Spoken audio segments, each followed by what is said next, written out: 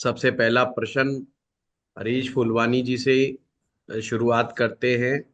प्रणाम गुरुदेव। प्रणाम मेरा प्रणाम। एक्चुअली सवाल मोर रिलेटेड टू अपन लोग मंत्र साधना करते हैं ऋषि मुनि जी, और एक विपस्सना करके एक कोर्स है जहाँ पे ब्रीदिंग टेक्निक सिखाते हैं। तो एक्चुअली मेरा मेरा रियल क्वेश्चन ये है कि हम लोग हमारे दिमाग को एक जगह पे फोकस करके विदाउट मीनिंग कुछ ड्राइव कर सकते हैं या नहीं। हाँ, आपने क्वेश्चन हरीश जी पूछा, एक विपश्यना के बारे में पूछा है। विपश्यना बेसिकली ब्रीदिंग टेक्निक नहीं है। नहीं है। ब्रीदिंग टेक्निक नहीं है, वो बेसिकली श्वास का ध्यान है। श्वास का ध्यान का मतलब ये होता है कि श्वास आपकी जैसी भी आ रही है और जैसी भी जा रही है, आपने सारा फोकस अपने श्वास पर करना है। यानी कि अपना ध्यान शरीर से हटा करके, संसार से हटा करके, सारा फोकस आपने श्वास पे कर लेना है। उससे होता क्या है, जब भी हम इस संसार से जब अपना ध्यान हटाते हैं तो हमारे शरीर की ताकत बढ़ने लगती है, क्योंकि हमारे शरीर में फोकस बढ़ने लगता है। और जब हम शरीर से ध्यान हटाना शुरू करते हैं तो हमारे शरीर की सारी शक्ति एकजुट होना शुरू हो जाती है। दूसरी चीज, इससे ये लाभ होता है कि जो हमारे ब्रेन में पेनफुल मेमोरीज होती हैं वो धीरे धीरे डिलीट होनी शुरू हो जाती है। आम आदमी या हम सभी के पास, किसी के पास भी ऐसा टूल नहीं है कि जिन घटनाओं को हम भुलाना चाहें वो हम आसानी से भूल जाएं। हर व्यक्ति के जीवन में अच्छी और बुरी घटनाएं होती हैं, और बुरी घटनाएं भी और अच्छी घटनाएं भी जो उस व्यक्ति के जीवन में जितना पावरफुल इम्पैक्ट दिखाती हैं, ब्रेन उसको रजिस्टर कर लेता है और उसको कभी नहीं भूलता ताउम्र। अब वो धीरे धीरे तो डाटा फुल होगा ना। आप लोग स्पेस लेते हैं, स्पेस खरीदते हैं गूगल से। जिन लोगों को टेक्निकल थोड़ा सा कम नॉलेज है इस बारे में, जब वो नए नए आते हैं स्टूडेंट्स, तो 15 GB फ्री मिलता है। जो 4-5 वीडियो जाती हैं वो जीबी भर जाता है। तो सब कहते हैं जी आप हमें वीडियो नहीं भेज रहे, सारे कहते हैं हमारे पास मिल गया, वो कहते हैं हमें नहीं मिला। अच्छा, स्टाफ भेज देता है। अब बाद में जब बात करते हैं तो सॉर्ट आउट होता है कि उनका स्पेस ही फुल हो गया। फिर उनको लगता है वो दूसरी भी बना लेते हैं, तीसरी बना लेते हैं मेल आईडी। तो उनकी कंप्लेंट आप देखेंगे कि कोर्स के एंड तक बनी रहती है। अगर वो स्पेस खरीद ले तो बात बन जाए, तो उनकी कंप्लेंट आनी बंद हो जाती है। जिनके पास पहले से स्पेस होता है वो कंप्लेंट करते ही नहीं। ऐसे ही हमारे ब्रेन का जो स्पेस है हर आदमी का थोड़ा सा डिफरेंट और फिक्स्ड है, लिमिटेड है। हमें पुराने डाटा को इरेज करना पड़ता है, हटाना पड़ता है अगर आपको चाहिए तो। अब हमारे यहाँ कोर्स इतने चलते रहते हैं तो हमारा तो स्पेस 1 मिनट में भर जाता है। तो हमें क्या करते हैं, कोर्स के बाद हटाना मजबूरी हो जाती है, और बाद में जो कहते हैं जी मैं तो 6 महीने पहले था, अब लाओ जी मुझे नहीं पता, मुझे दो। तो कहाँ से दे, वो तो हटा दिया हमने, हमारे पास होता नहीं है वो, है ना। उसको यूट्यूब पे डाल देते हैं या कई बार इधर उधर स्टूडेंट्स के पास चला जाता है, तो हमारे पास नहीं होता है। ब्रेन के पास भी यही कंसेप्ट है, सेम। परंतु ध्यान कोई भी प्रकार का हो, चाहे वो विपश्यना का ध्यान हो, चाहे भावातीत ध्यान योग हो, या सहज योग हो, चाहे राजयोग हो, जितने भी मैं ध्यान विधियां बता रहा हूं, इन सब का एक ही मकसद है, आपकी पास्ट लाइफ की ऐसी मेमोरीज जो टेम्परेरी फाइल के रूप में बन गई, जिनकी कोई आवश्यकता नहीं है, उन फाइल्स को वो उड़ाता है। दूसरा, वो जिनको वो याद रखना नहीं चाहता पर याद आ जाती, क्या करें, याद आ जाता है। जैसे पुरानी बात है, जब हम स्टूडेंट थे, पढ़ते थे, तो कुछ विद्यार्थी ऐसे होते थे रेलवे स्टेशन के ऊपर, जब वो ट्रेन चलनी शुरू होती थी, तो जिसने भी मुंह बाहर निकाल रखा होता था, जब वो स्पीड पकड़ती तो बाहर से थप्पड़ मार के भाग जाते थे। अब वो बंदा क्या करेगा? वो उतर के तो पीछे भागेगा तो ट्रेन छूटेगी। गुस्सा बहुत आता है। पर उससे क्या होता है, एक पेनफुल मेमोरी बन जाती है। जब जब वो ट्रेन में जाएगा उसको थप्पड़ याद आएगा। ये मैंने एक एग्जाम्पल दिया, ये हो कुछ लोग नहीं भी याद रखें, पर सेंसिटिव आदमी उसको सारी जिंदगी याद रखे। उनके लिए मजाक है, पर उसके लिए वो पेनफुल मेमोरी हो गई। किसी की पत्नी ने कोई ऐसी बात कह दी, या पत्नी को पति ने कोई ऐसी गंदी बात कह दी, वो सारी जिंदगी बाहर नहीं निकाल सकती उसको दिमाग से। इसका हमारे पास कोई भी टूल ऐसा हमारे ब्रेन के पास नहीं है कि इनको डिलीट कर सके। ध्यान और मंत्र जाप, ये दो टेक्निक हैं जो प्रूवन टेक्निक है। चाहे उसको साइंटिफिक तरीके से प्रूव कर लो, चाहे प्रैक्टिकल कर लो, आप जैसे मर्जी कर लो, वो आपके इस कार्य को बखूबी कर देते हैं। जो ब्रीदिंग टेक्निक की बात होती है, ब्रीदिंग टेक्निक का मतलब होता है श्वास कितना लेना है, कितनी तेजी से लेना है, फिर उसको कितनी देर में छोड़ना है, या उसको जल्दी छोड़ना है।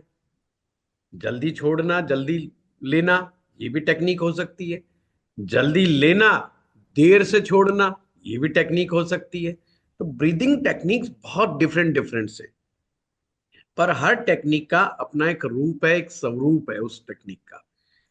इसमें विपश्यना में सिर्फ आपने बैठना है और धीरे धीरे अपनी इंद्रियों को समेटना है, और ध्यान को आती हुई सांसों पर और जाती हुई सांसों पर केंद्रित करना होता है। साथ में आपने बातचीत नहीं करनी होती। मौन का बहुत बड़ा महत्व है, और मौन जो है परम शक्तिशाली ध्यान है। मौन में अद्भुत शक्ति है। मौन में आकर्षण छिपा हुआ है ना? कोई लड़की बात ना करे लड़के से, तो लड़का उसकी तरफ ज्यादा आकर्षित होता है, और लड़की खुद से बात करे जाए लड़के से, तो उसका आकर्षण धीरे धीरे कम होता है। ये फैक्ट है। ऐसे ही पुरुष भी, कम बोलने वाला आदमी है ना, हर आदमी सोचता है यार इससे बात तो करके देखो क्या क्या रहा है, ये बात क्यों नहीं करता। मौन में एक अजीबोगरीब आकर्षण छिपा हुआ है। इसीलिए ध्यान के समय, मंत्र जाप के समय, साधना के समय मौन का विशेष महत्व है। इसलिए एक साधना है जिसका नाम है मौन साधना, उसको भी साधना का नाम दिया गया है। पर वो करने का तरीका है। अगर कोई व्यक्ति पब्लिक को एड्रेस करना चाहता है, कोई व्यक्ति विशेष परफॉर्मेंस दिखाना चाहता है, उसको 4 से 6 घंटे का मौन रखना चाहिए। फिर उसके बाद वो उस चीज के अंदर जाएगा, तो आप देखेंगे कि उसकी शक्ति पहले से ज्यादा बढ़ गई है। वो बेटर परफॉर्मेंस दे पा रहा है, क्योंकि मौन रहने से आपकी जो वाक शक्ति के द्वारा जो आपकी एनर्जी बाहर जा रही है, स्पेस में जा रही है आपकी एनर्जी, वो एनर्जी जाना बंद कर देगी, और आपके पास एनर्जी का कलेक्शन बढ़ जाए। ये सारा ब्रह्मांड एनर्जी से बना है। हम लोग भी एनर्जी से बने। जब तक हमारे पास एनर्जी है हम चल रहे हैं। जो इस एनर्जी के कंसेप्ट को समझ गया, चीजों को समझ जाता है। ध्यान हो, मंत्र जाप हो, प्राणायाम हो, एक्सरसाइज हो, कुछ भी हो, ये सब एनर्जी क्रिएट करने के साधन हैं। और हम जाने आने जाने में ये टेक्निक आज के दौर में भूल गए। भूलने से हम ज्यादा बीमार हो रहे हैं। भूलने से हमारे रिलेशंस अच्छे नहीं हो रहे हैं। भूलने की वजह से हम किसी भी लेवल पर जाकर के संतुष्ट नहीं हो रहे। हम 1 लाख रुपए महीना कमा लें तो संतुष्ट नहीं है, और 10 लाख रुपए महीने कमा लें तो संतुष्ट नहीं। असंतुष्टि का भाव इसीलिए है हमारे पास, क्योंकि हमारी एनर्जी तिरोहित हो गई। और जब आदमी की एनर्जी तिरोहित हो जाती है तो उसको लगता है शायद मेरे पास पैसा कम है। धन भी एक एनर्जी है ना। वो कहते हैं ना, पैसा कमा लिया, धन आ गया, तो गांव में कहते हैं ना, ऐंठ के चल रहा है, ज्यादा कमा लिया लगता है। बोला भाई, मुंह से सीधे मुंह बात नहीं करता बंदा, है ना। तो धन क्या है? धन भी तो एनर्जी है। तो कमजोर आदमी को लगता है शायद मेरी शक्ति इसलिए कमजोर हो रही है कि मेरे पास धन कम है। पर अगर वो 1 घंटा इन साधनाओं में, ध्यान में, इधर लगाना आरंभ कर दे, तो आप देखेंगे इसका साइड इफेक्ट है ध्यान का, कि वो धन की तरफ से ध्यान हटा देता है। ध्यान धन की तरफ से ध्यान हटा देता है। ये उसका बड़ा साइड इफेक्ट है। आदमी जो दौड़ लगा रहा होता है ना सुबह से शाम तक, उस दौड़ में एक कमी नजर आ जाती है। वो कमजोरी को प्राप्त कर लेता है। वो कमजोरी को प्राप्त कर लेता है। तो यही प्रश्न था या कोई और था? प्रश्न तो यही था गुरुदेव कि at the end of the day अगर हम लोग मंत्र साधना करते हैं या हम लोग अपना फोकस एक ब्रीदिंग टेक्निक पे डालते हैं, तो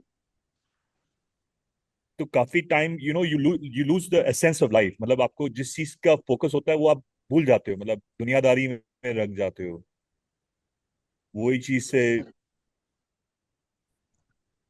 बिल्कुल, डेफिनेटली वही बात है। चले आगे चलते हैं कुलकर्णी साहब। नमस्ते गुरुजी। नमस्ते। गुरुजी, ये सेकंड मैरिज के लिए वैदिक से भाव भावेश और कारक कैसे देखते हैं, और लाल किताब की वर्ष कुंडली में कैसे देखते हैं, क्रॉस वेरीफाई करने के लिए? बहुत आसान है, हाँ सर। कुछ डिफरेंस नहीं है। सप्तम भाव विवाह का है। एक्चुअली में सप्तम भाव विवाह के नियम और शर्तों का भाव है। यानी कि विवाह होने पर जो शर्तें हैं विवाह के अंदर, कौन अच्छे तरीके से निभाएगा और कौन अच्छे तरीके से नहीं निभाएगा, ये उस बात को इंडिकेट करता है। सप्तम भाव की ये जिम्मेदारी नहीं है कि वो शादी करवाए। इसलिए अक्सर सप्तमेश की दशाओं में विवाह नहीं होता। जब आदमी देखे कि यार मेरा विवाह कब हुआ था, तो उन्हें, बेसिक स्टूडेंट्स को बड़ी दिक्कत होती है। यार गुरुजी तो पढ़ा रहे हैं कि विवाह का भाव तो सप्तम है, पर मेरा विवाह भी नहीं हुआ सप्तम भाव की दशा में। 10 आप 12 कुंडलियां देखता है, उनके भी अलग अलग दशाओं में विवाह हो रहे हैं। बेचारा परेशान हो जाता है कि फिर सप्तम कहाँ है। सप्तम विवाह नहीं, कारक ग्रह विवाह करवाएगा। यानी कि विवाह का कारक ग्रह विवाह करवाएगा। तो जिम्मेदारी किसके आप कंधे पर आ गई? शुक्र के कंधे पर। हर व्यक्ति के विवाह की जिम्मेवारी शुक्र के कंधों पर होती है। सप्तम भाव तो हमें ये दिखाता है हम विवाह में बंधने के लिए कितने उत्सुक हैं, नंबर 1। नंबर 2, विवाह में बंधने के बाद हम उस बंधन को कितने अच्छे तरीके से निभा पाएंगे या नहीं निभा पाएंगे, ये डिसाइड करेगा। अब बात आती है, लोगों से अगर हम ये बात कहें तो उनको क्या लगता है, जी हम तो बिल्कुल 100% निभाना चाहते हैं, पर आप सामने वाले की भी तो बात करो। मैं तो बिल्कुल 100% करेक्ट हूँ, सामने वाला मेरी सुनने को तैयार नहीं है। सामने वाले ने तो कोहराम मचा रखा है मेरे जीवन के अंदर, तो मैं क्या करूं? अब मुझे तो भागना पड़ रहा है मैदान छोड़ करके, मैं चाहता तो नहीं था, परंतु हो रहा है ऐसा। तो वो कहेगा दूसरे पर। इसका मतलब सप्तम भाव ये भी नहीं डिसाइड कर रहा कि आपको जीवन साथी कैसा मिलेगा। वो कहता है जैसा भी मिले तुम उससे निभाओगे कि नहीं निभाओगे, इस बात को सप्तम भाव से बताया जा रहा है। अब आगे चलते हैं। अगर हम सप्तम भाव की जब बात कर रहे हैं तो फिर जीवन साथी दे कौन रहा है, क्वालिटी ऑफ योर स्पाउस, उसके गुण दे कौन रहा है। सप्तम नहीं दे रहा तो फिर कौन दे रहा है। सप्तम नहीं दे रहा तो कौन दे रहा है, तो वो भी कारक दे रहा है। कारक के पास जिम्मेवारी है कि वो जीवन साथी की क्वालिटी को बताएगा। अब वैदिक ज्योतिष की बात करें तो शुक्र पुरुष का जितना अच्छा होगा उसका जीवन साथी के अंदर गुण उतने अच्छे होंगे। ये शुक्र की बात हो रही है। पर स्त्री की बात होगी तो गुरु के ऊपर आ जाएगी। गुरु अगर उसका इतना अच्छा होगा तो उसको पति बहुत अच्छा मिलेगा, ऑटोमेटिक। ऑटोमेटिक। अब उसने पति अच्छा दे दिया कारक ने, पर ये जिम्मेदारी नहीं लेता कि भाई तुम निभाओगे कि नहीं निभाओगे। ये छोटे छोटे डिफरेंस हैं। ये छोटे छोटे डिफरेंस अगर हमें समझ में आ जाए ज्योतिष में तो हम कुंडली को बहुत इजीली समझ सकते हैं। अब बात आती है सेकंड मैरिज की। सेकंड मैरिज के लिए पहली मैरिज का एंड होना जरूरी है। पहली मैरिज के लिए हम्म। मतलब सेकंड मैरिज के लिए पहली मैरिज का एंड होना जरूरी है। करेक्ट। एंड दो तरीके से होगा, या स्पाउस की कोई एक्सीडेंटल डेथ हो या आपस में सेपरेशन हो जाए, तलाक हो जाए आपस में, तो मामला हो जाएगा, मामला गड़बड़। तो सेकंड में तो जो वो है एंड कर कौन रहा है, वो जिम्मेदारी अष्टम भाव के पास है। अष्टम भाव सेपरेटिव भाव है, महा सेपरेटिव भाव है। अगर वो ठीक है आपका तो सप्तम से अगला भाव अष्टम है, तो उसे कहेंगे वृद्धि भाव। यानी वो दाम्पत्य को लंबे समय तक चला रहा है। वो दाम्पत्य को लंबे समय तक चला रहा है। और अगर वो गड़बड़ा गया तो लंबा समय नहीं चले। तो लॉन्जेविटी ऑफ मैरिज अष्टम ही डिसाइड करता है। अब सप्तम से अष्टम कौन आएगा, सप्तम को अष्टम जो लॉन्ज वो सेकंड आएगा ओके। अगर आप गिनेंगे तो सेकंड हाउस दूसरी मैरिज का हो गया। हम्म। अब सेकंड हाउस का विश्लेषण करो कि भाई सेकंड हाउस में कौन सा पाप ग्रह बैठा है, शुभ ग्रह बैठा है, और सेकंड का लॉर्ड कैसा बैठा हम्म। है। अगर वो ठीक बैठा है तो second marriage will be happy. अगर यहां गड़बड़ है तो फिर तीसरी मैरिज पे जाओ, तो वहां पर भी अष्टम आएगा। जो आपने भाव से भाव की बात पूछी, तो भाव से भाव क्या होगा। अब सेकंड से अष्टम गिनो हम्म। तो नाइन्थ हाउस आएगा। हम्म। अब नाइन्थ हाउस का विश्लेषण करो ढंग से। अब और भी नाइन्थ हाउस देखिए। अगर अच्छा है तो मैरिज चल जाएगी, नहीं तो वो भी नहीं चलेगी। फिर फिर अगली मैरिज पे जाओ। तो अब नवम से अष्टम गिनो, हम्म। चतुर्थ आ जाएगा। बस कुलकर्णी साहब ये चक्की घुमानी है, जब तक बंदा ना माने करेक्ट। करवाए जाओ शादियां, है ना। तो ये इस तरीके से जो है, परंतु इसमें क्लच ये है